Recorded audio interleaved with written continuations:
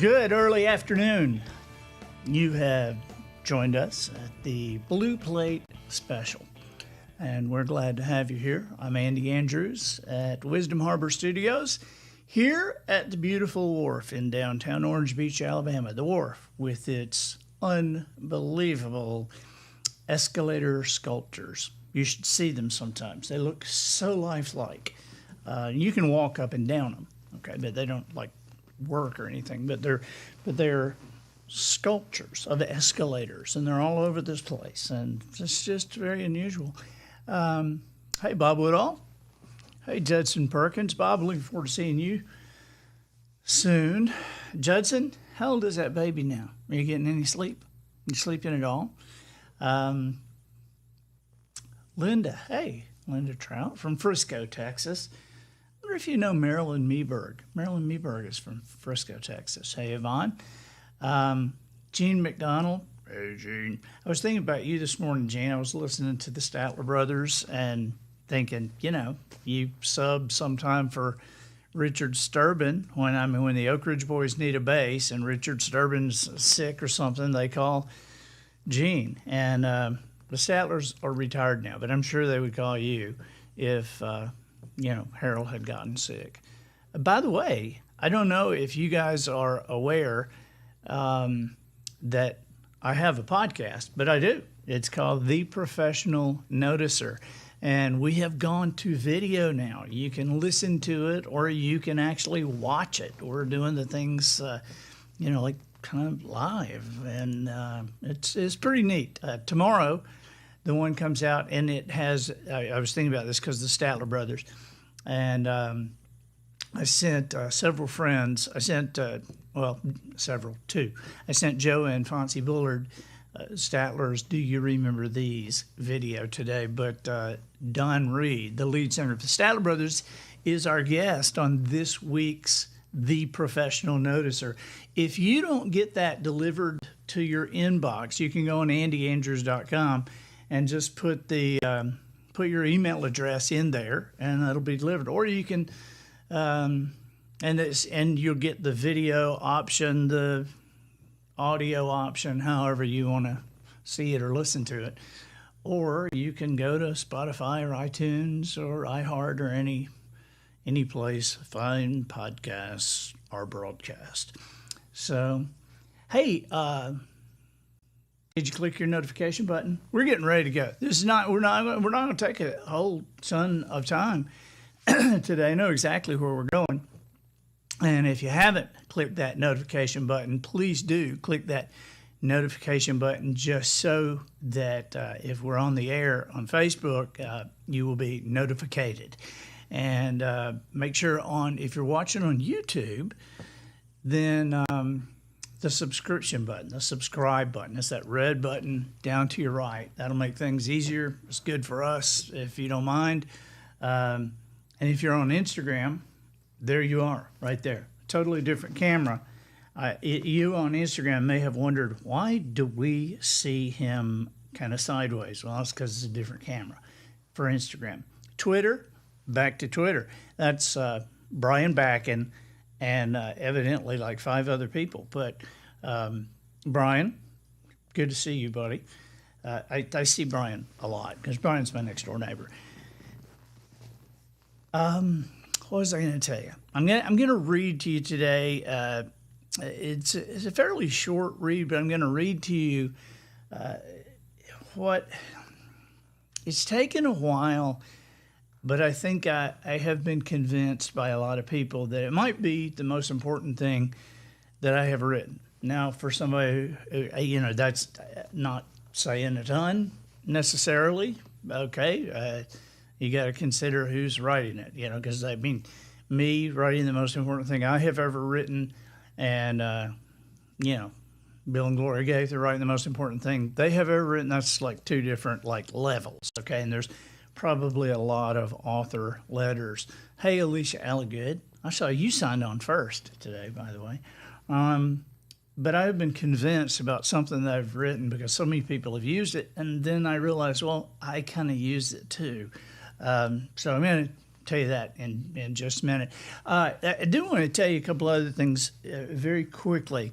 I want to tell you what's going on next 3 days. But if you are on Facebook while I'm reading, click that link to pre-order on Amazon. You'll see the link pinned in the comments there. And for those of you watching on YouTube, Instagram, and Twitter, you should see the link in the chat box. But you can also go to andyandrews.com and click the pre-order button on the homepage, and there's where you'll scroll down. You'll see all the retailers where you can place a pre-order.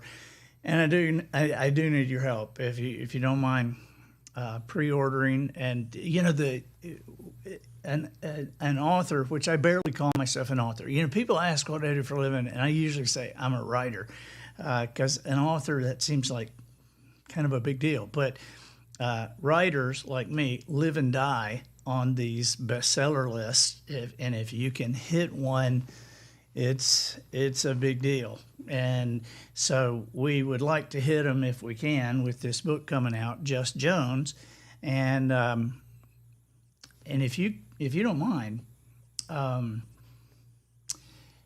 you know, it's an odd thing. It's a moving target on how you hit the list. We don't really even know.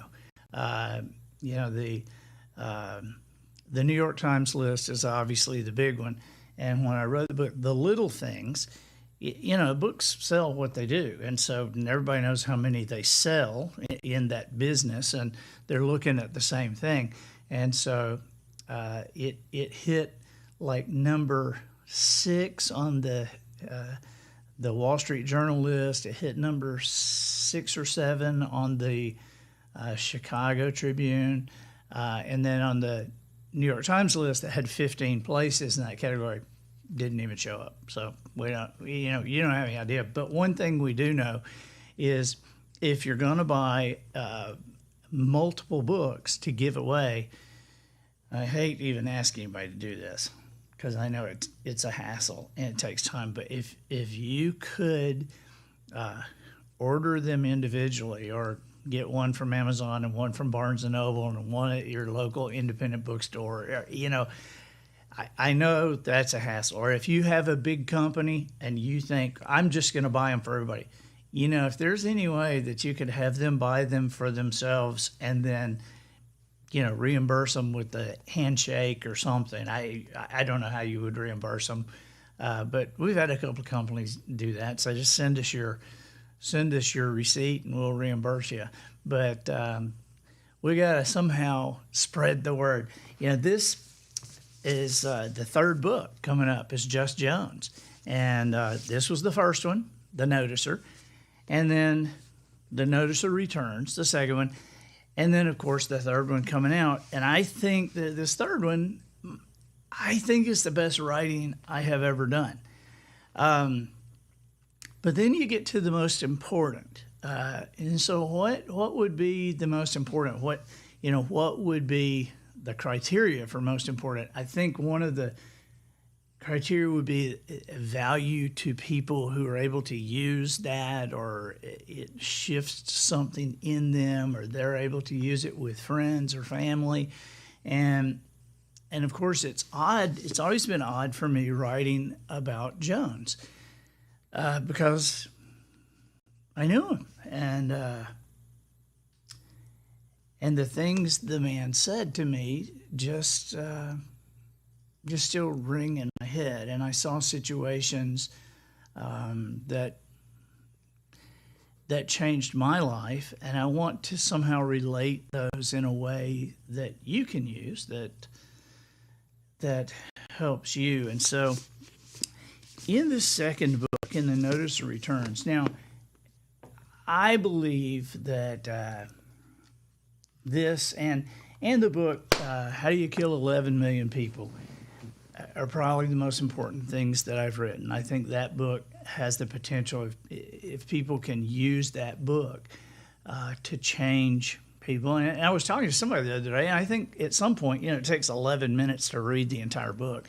And so at some point, I think maybe we ought to come on here and read the entire book for you. How about that? But today, there was a part in the Notice of Returns that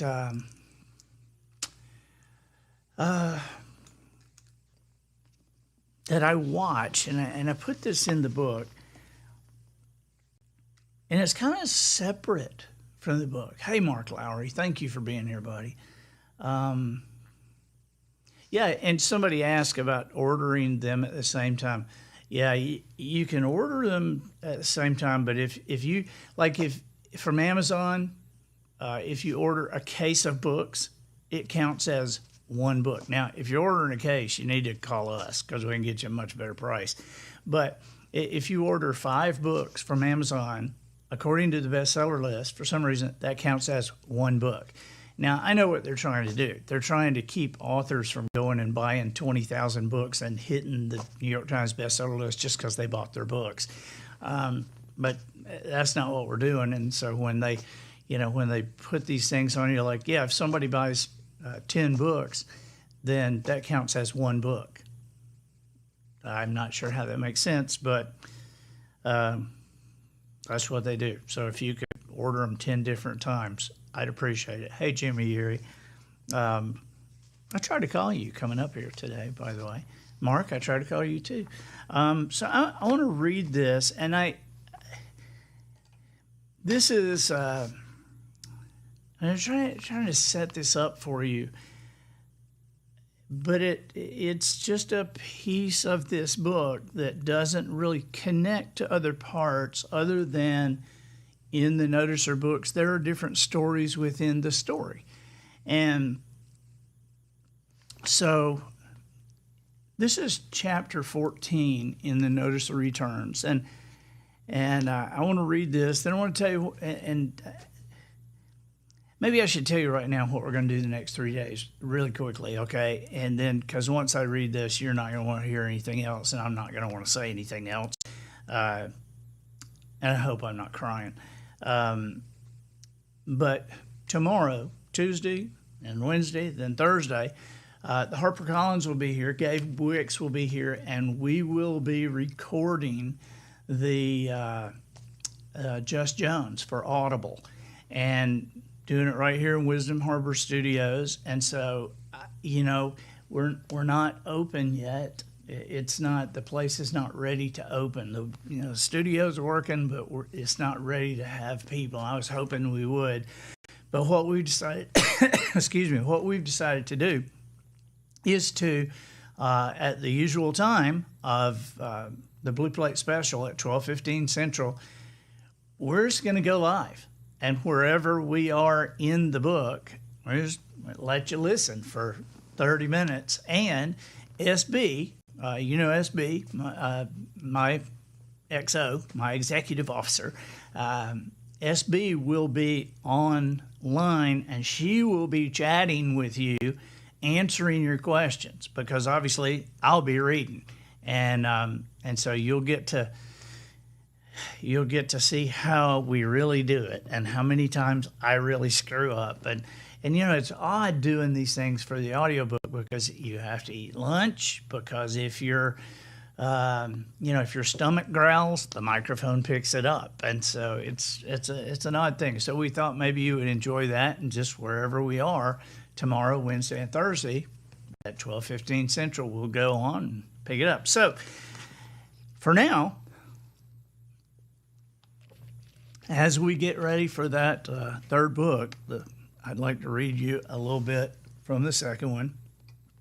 And this chapter, I've thought sometimes, because I've, in situations where somebody is like sick, like terminally sick, and it's getting close, I've sent the book to people or to family members and said, here, just read chapter 14, just, right now, just read it right now and see if you want to read that to any more of your family members. I'm not sending it to the person who's sick. I'm sending it to a family member. And I only started doing that after so many people were telling me they were using that. So many times I've thought maybe we ought to somehow publish this chapter by itself just so people could handed out. But here you go. Chapter 14. I climbed the steps and, not seeing a doorbell, simply knocked. An old man, not the one I was looking for, came to the door, opened it about a foot, and stared. Before I could say a word, he scowled deeply and began to close the door. Suddenly, I heard my friend's familiar voice. "Andy?" His call came from the back of the house, barely reaching me from around the man who was shutting the door in my face. "Hey, Jones," I said, half yelling into the narrowing opening. The man stopped pushing the door, but looked at me with what I assumed was his nastiest expression. I stood there, and so did he. Nothing happened for several seconds, but then my old friend came into view and moved up behind the man. "It's okay," Jones told him, and slowly the man opened the door and stepped aside. With a motion from my friend, I stepped inside the old house, keeping an eye on the guy who looked as if he would love to tear me apart. Jones turned with a motion of his head, indicating that I should follow. I started to do just that, but the man, still at the door, still looking as angry as anyone I had ever seen, said, "Wait." So I stopped and waited, though for what, I had no clue. 15 seconds passed, then 20. At what I figure was about the 30-second mark, Jones came back into the room. He stopped, looked at me, and seemed to assess the situation before turning to the man and saying, "Yes, Darrell, it's him. Now come on." Jones left again. I didn't move because the man had not moved. My mind was racing. I had no idea what I had gotten myself into. When he spoke, he asked, "You are?" My instinct for self-preservation was urging me to yell, "No, I am not," and run as fast as I could from this house that was becoming crazier by the moment. Instead, I calmly put the onus back upon my scary host. "Are what?" I asked. "You are the author," he clarified. "The one who writes the stories?" "Yes, sir," I responded, figuring that must have been what Jones had just confirmed for him. "Yes, sir," I said again. "I guess that's me." Once more, I waited as he stared at me. Finally, he slowly nodded, and the scowl eased a bit. "She loved your books," he said, and a tear tracked down his old cheek. He made no effort to wipe it from his face. He stepped toward the doorway into which I had seen Jones disappear, and as he passed me, quietly said, "Please." I followed him down a short hallway past photographs as old as the house and into a tiny room. Jones was in a chair in the corner.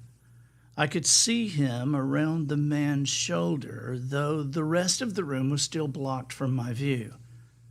Jones was smiling as if he were watching children sail homemade boats in a park. The man, however, Darrell or whoever he was, moaned softly when he entered the room and after only a few steps fell to his knees. I stopped immediately and stayed where I was. Darrell was less than 5 feet away, on his knees with his back to me. Jones remained in the corner chair and was facing my direction. Between the two men was a bed holding an old woman who lay quietly with her eyes closed. For some reason, with my first glimpse of the scene before me, I thought of the story all of us hear as children. I saw the hero, stalwart and enduring, The prince was right in front of me, kneeling beside the bed of the woman who was to him the most precious ever created. And now, still so in love after all these years, the prince, with every fiber in his being, was willing his sleeping beauty to wake up. Wake up immediately and leave this place so that they might live together happily ever after. But this was not a fairy tale. Darrell was old, yes, but he was also physically worn out. I had seen that in his eyes and on his skin and in the way he moved. And the woman, quite simply, was dying. I could see that she was alive at the moment, but the room smelled of death. What was Jones doing here? What was I doing here? Darrell looked up across the bed and fixed Jones with a stare. I could not see his face, but I could feel his anger. "You keep coming back," he said. Jones smiled gently and nodded. "Yes, I do." "Even though I have cursed you," Darrell said, "even though I have not asked for your help, you keep coming back," I heard him say. Then, a question. "What do you want from me?" Jones tilted his head and said, "I have never wanted anything from you, Darrell, but there has been so much I have wanted for you." I saw Darrell's head turn slightly. He was looking at the woman. "She always liked you." "She has been a wonderful wife for you," Jones said, and the man sobbed. "Everything is over now," Darrell said. I was listening intently, watching intently. When the man on his knees in front of me said that everything was over, I saw Jones' eyes narrow slightly. "Why would you believe that, Darrell?" he asked. "Because she is dying," he bellowed. "She will soon be gone, dead." I was startled when the man yelled, and now he was really scaring me. This was getting out of control. I was about to back out of the room when Jones stood, reached across the woman, and touched Darrell on the arm. Darrell looked at my old friend and was instantly calm, quiet. It was weird. Jones looked at the woman but spoke to the man. "Would you like to know the truth, Darrell?" he said. "Would you like to know what she is experiencing? What is really happening right now?" "I don't know if I do or not," he answered in a trembling voice. Well, I thought, that's as honest a reply as you'll ever hear. "I believe you do want to know," Jones said. "You need to know." Then Jones looked at me. "And I wanted you to hear this too. I want you to write about it." I nodded, but was uneasy. What was this? In the past, Jones had barely acknowledged that I write. He had never suggested a topic. The one time I had asked for advice about writing, I didn't get it. Now he actually has something he wants me to write. What might this be? What truth? Suddenly, I wasn't sure if I wanted to hear this or not either. I looked at the woman on the bed, and I saw my mother. I don't mean that she looked like her. The woman in front of me was much older than my mom, who had only been 42 when she died. but the smell of the room and the helpless anger inside it were exactly the same.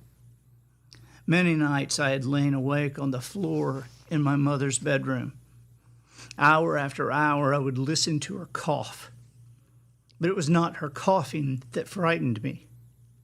No, I dreaded the silence I knew was coming. I dreaded the moment when the coughing would stop. "Darrell," Jones began, "you think your sweet wife is at the end. That is only a lie you have believed. Because your fear has grown, you believe her fear has become greater, which is another lie.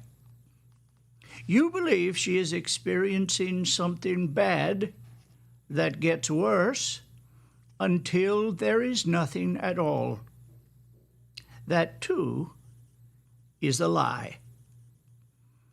Here is the truth, Darrell. She is not at the end. She is at the beginning. Her fear has not become greater. It has become less and less until now her fear is gone altogether. And she is not experiencing something bad that gets worse until there is nothing at all. She is experiencing something incredible that gets better until there is everything." Jones looked down at the woman and lightly touched her head. "Before this woman was ever born, when she was warm and snug inside her mama's belly, she kicked and twisted, moving this way and that. For months she struggled. She became increasingly uncomfortable. She longed for more freedom and began to sense that the world she inhabited was not where she ultimately belonged. She did not know what was on the other side of her struggle, but she was getting ready to experience something new and wonderful that in her wildest imaginings could not be described. Darrell, she was getting ready to breathe. And when she finally drew that first breath, it was clean and fresh, and like nothing she had ever felt. She took another breath, and another, and all around her, loved ones and friends cheered in a joyous celebration of her arrival. Jones looked closely at the woman's face. "Look at her now, Darrell," he said. "For many years this dear child was happy and content in this body. But for some time now she has struggled. She has become uncomfortable. She has begun to long for freedom from the pain of this body and has sensed that the world she inhabits is not where she ultimately belongs. Even now, she does not fully appreciate the reality that is waiting on the other side of her struggle. But she is preparing to experience something new and wonderful that in her wildest imaginings could not be described. Right now, right this minute, she is getting ready to breathe. And when she draws that first breath, it will be clean and clear and fresh, like nothing she has ever experienced.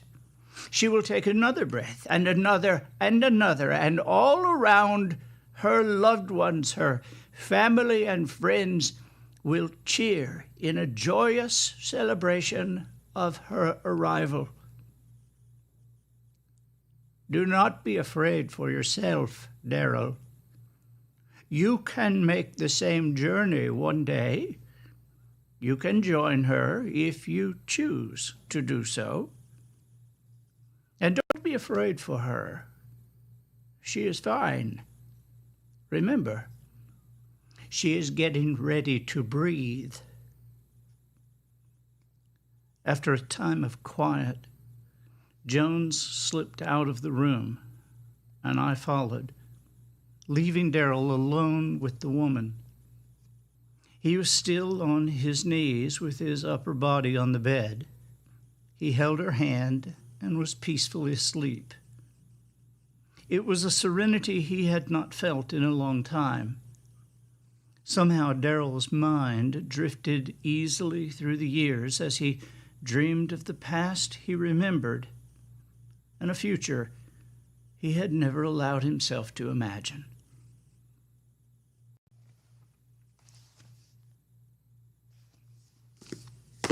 Jones.